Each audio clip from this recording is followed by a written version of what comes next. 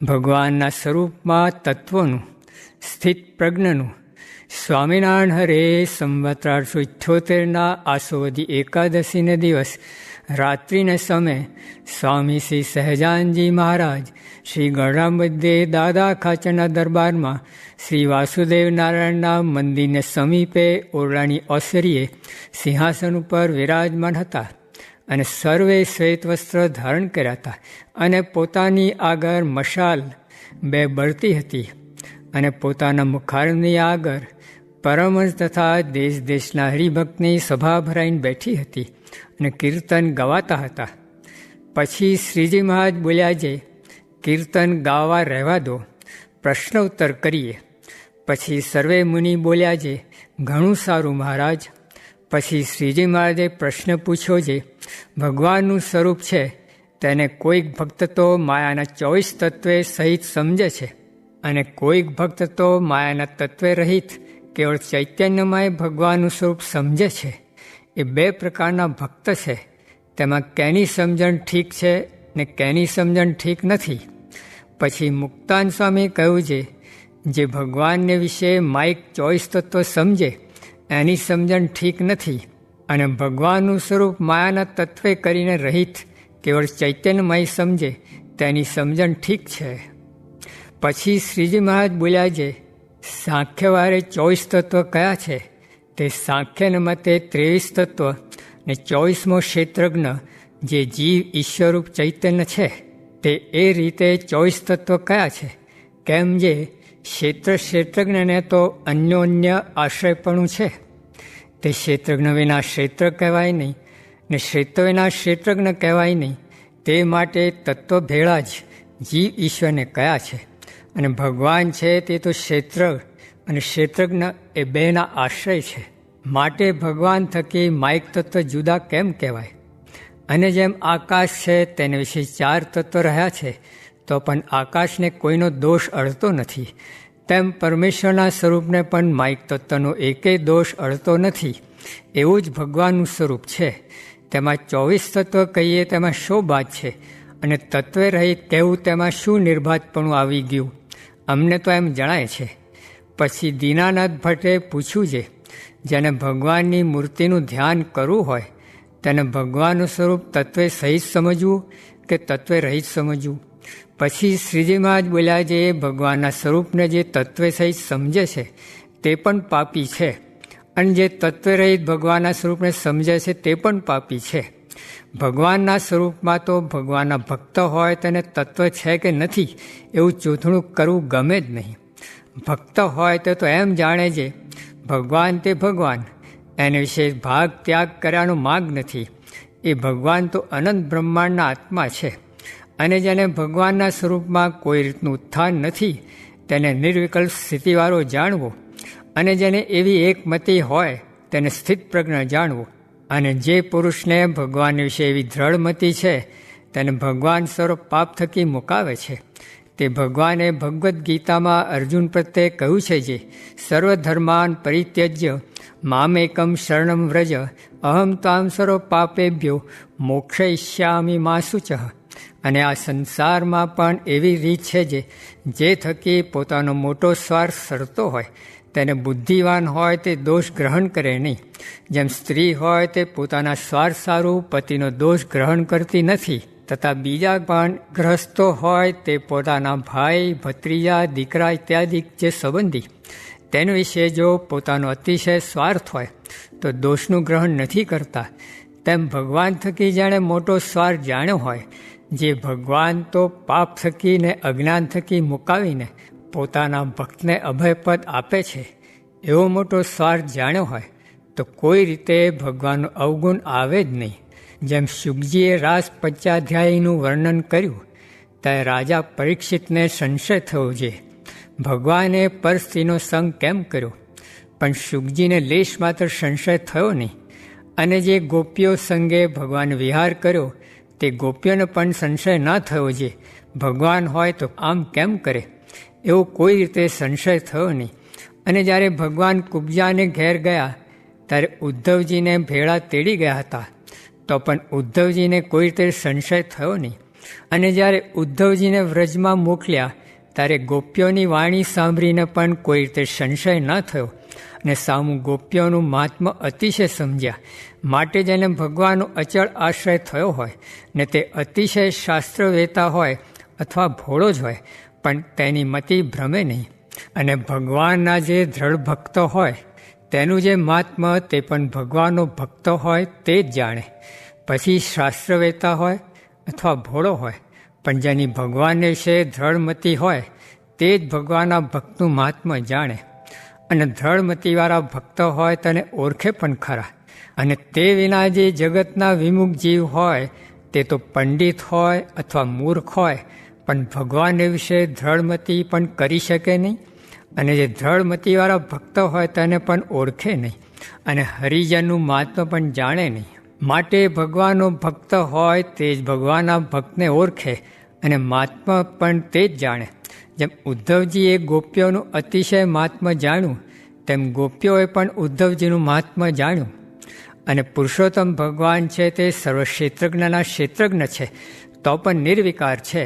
અને માયાદિક જે વિકારવાન પદાર્થ તેનો વિકાર પુરુષોત્તમ ભગવાનને અડતો નથી. અને જે આત્મનિષ્ઠ પુરુષ છે તેને પણ સ્થૂળ સૂક્ષ્મ અને કારણના વિકાર નથી અડતા. તો પુરુષોત્તમ ભગવાનને ન અડે એમાં શું કહેવું? ભગવાન તો નિર્વિકારીને નિર્લેપ જ છે.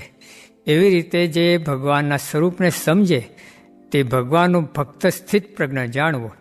જેમ પોતાના આત્માને વિશે જેને સ્થિતિ હોય તે પણ સ્થિત પ્રજ્ઞ કહેવાય છે તેમ જેને ભગવાનના સ્વરૂપને વિશે કોઈ જાતનો ઘાટ ન હોય અને જેમ ભગવાનનું સમર્થપણું હોય ને તેનું ગાન કરે તેમજ અસમર્થપણું હોય તેનું પણ ગાન કરે.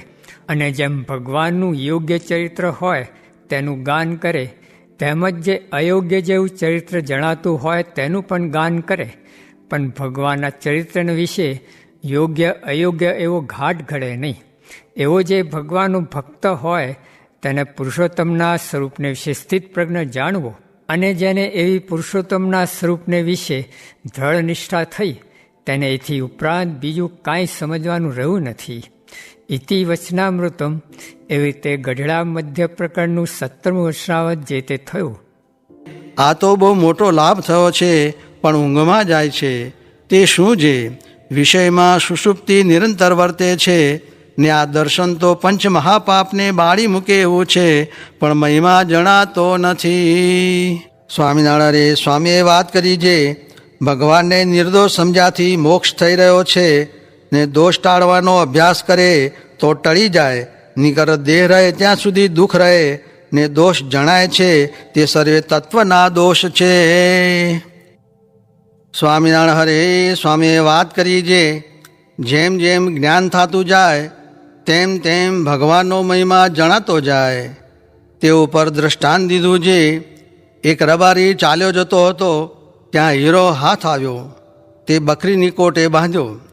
પછી તે બકરીને વાણીએ લઈને તે હીરો 200 રૂપિયામાં દીધો. તે 200 વાળે 1000માં દીધો. 1000 વાળે 10,000માં દીધો. એમને એમ ચડતા 1,00,000 રૂપિયામાં દીધો. પછી તે 1,00,000 વાળે કોઈક શાહુકાર હતો તેની પાસે જઈને કહ્યું છે આ હીરો તમારે રાખવો છે? ત્યારે શાહુકાર હીરો જોઈને બોલ્યો છે 100 મોટલિયા કરો ને દી ઉગ્યાથી તે આત્મ્યા સુધી દ્રવ્ય લઈ જાઓ એટલું તમારું. ત્યારે ગામમાં હાહાકાર બોલ્યો છે. શાહુકારે ખજાનો લૂંટાવી દીધો. પછી તે શાહુકારના બાપે આવીને પૂછ્યું છે શું જણસ લીધી? ત્યારે કહ્યું છે આ હીરો લીધો છે. ત્યારે તેણે જોઈને કહ્યું છે મફત પડાવી લીધો, 1 દિવસની કમાણી પણ દીધી નહીં. ત્યારે જુઓ સર્વે કરતાં એ શાહુકારને એ હીરાનું જ્ઞાન બહુ કહેવાય. તેમજ ભગવાનના મહિમાનું જાણવું તે જેમ જેમ ભગવાનના મહિમાનું જ્ઞાન થતું જાય તેમ તેમ મહિમા વધુ વધુ જણાતો જાય છે. તે ઉપર સારંગપુરનું 17મું વચનામૃત વંચાયું. ત્યાં વાસુદેવ હરે થયા તે જમવા પધાર્યા. પણ હરે સ્વામીએ વાત કરી છે હળિયાદથી નીકળીને બગસરામાં આવ્યા. ત્યાં વાત કરી છે જે સમયમાં જેને હાથ કલ્યાણ કરવાનું ભગવાને સોંપ્યું હોય તેનાથી કલ્યાણ થાય જેમ પરીક્ષિતને શાપ થયો ત્યારે વ્યાસજી આદિ ઘણા મોટા હતા, પણ સુખજી આવ્યા ત્યારે કલ્યાણ થયું. સ્વામિનારાયણ હરે સ્વામીએ વાત કરી જે અક્ષરધામ બહુ જ છેટું છે, પણ આપણને ભગવાને થડમાં કર્યું છે. આ મનુષ્ય જેવા થઈને બેઠા છીએ ને આપણને અક્ષરધામના મુક્ત જેવી વાતો સમજાય છે ને કરાય છે. તે ભગવાનનો ને આ સાધુનો અનુગ્રહ છે ને આવો સમાગમ મળ્યો છે ને અહો અહો નથી થતું. તે તો આ વાત કોઈ દિવસ કરી નથી, આ લોકનું જ કૂટ્યું છે. સ્વામિનારાયણ રે સ્વામીએ વાત કરી જે ગામ ચરખામાં વાત કરી જે બહુ મોટો લાભ થયો છે, માટે બાજરો ભેળો કરીને સાધુ પાસે બેસી રહેવું. સ્વામિનારાયણ હરે સ્વામીએ વાત કરી જે છોકરાને બીક લાગે ત્યારે મા બાપને ગળે બાજી પડે, તેમ આપણે આપતકાળે ભગવાન તથા આ સાધુને ગળે બાજી પડવું, એટલે એ રક્ષા કરે. પછી નથુ પટેલે પૂછ્યું જે ગળે શી રીતે બાજવું, ત્યારે સ્વામીએ ઉત્તર કર્યો જે તેમને સંભાળવા અને ભગવાન તથા સાધુનો જેને સંગ થયો છે તેને માથે વિઘ્ન નથી, કેમ જે તેની તો ભગવાન રક્ષા કરે છે. ત્યાં ઘોડીનું દૃષ્ટાંત દીધું જે નદીનું પૂર ઉતરતાં અસવાર 4 વાર પડી ગયો ને ઘોડી 4 વાર પાછી વળી ને અસવારને તાર્યો, તેમ રક્ષા કરે.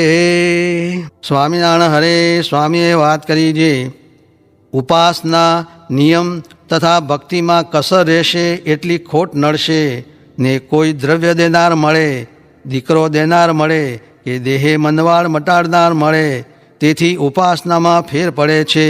તે ઉપર તુંબડિયાનું દ્રષ્ટાંત દીધું. સ્વામિનારાયણ હરે સ્વામીએ વાત કરી જે આ સત્સંગનો મહિમા તો અપાર છે, કેમ જે અનંત અવતાર થયા ને આપણને તો મહારાજ પુરુષોત્તમ મળ્યા છે ને બીજા અવતાર જેવા તો આ સત્સંગમાં ગણાક છે.